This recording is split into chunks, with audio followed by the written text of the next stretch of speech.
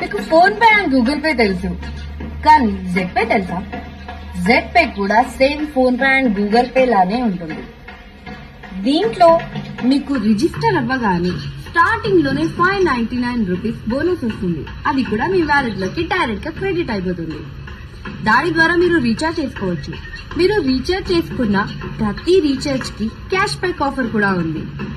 అంతేకాదు రెఫరల్ ద్వారా దీంట్లో బిజినెస్ కూడా చేయొచ్చు. మినిమం 200, దానికన్నా అన్లిమిటెడ్ మనీ వస్తుంది. ఇది లీగల్ డాక్యుమెంట్. దీంట్లో రివార్డ్స్ అండ్ అవార్డ్స్ కూడా ఉంటాయి.